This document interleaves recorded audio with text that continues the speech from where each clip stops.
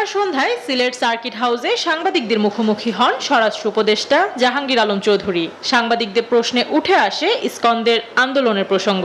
উপদেষ্টা বলেন, এর পেছনে দেশি বিদেশি ষড়যন্ত্র থাকতে পারে। মনে হয় কিছু ইন্ধন, বাইরেরও কিছু হয়তো ইন্ধন আছে, এবং দেশেও অনেক দুই একটা পার্টি আছে যে তাদের থেকে হয়তো কিছু ইন্ধন আছে। আবার ধরেন যে যাদের আমরা ব্যান করে দিছি তাদের থেকে হয়তো কিছুটা ইন্ধন আছে।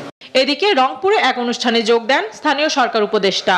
বলেন, কোন সম্প্রদায়ের নেতা হিসেবে নয়, রাষ্ট্রদ্রোহ মামলার আসামি হিসেবে গ্রেপ্তার করা হয়েছে চিন্ময় দাসকে। এটা সম্প্রদায় বিবেচনায় নয়, এটা রাষ্ট্রের বিবেচনায়, রাষ্ট্রের নিরাপত্তা বিবেচনায় আইন শৃঙ্খলা বাহিনী এই ব্যবস্থা গ্রহণ করবে সামনে দিকে। অন্যদিকে সচিবালয়ে সাংবাদিকদের সঙ্গে কথা বলেন তথ্য উপদেষ্টা। বলেন, বর্তমান সরকারের বিরুদ্ধে ষড়যন্ত্র চলছে, এর অংশ হিসেবে অস্থিরতা সৃষ্টির চেষ্টা করা হচ্ছে।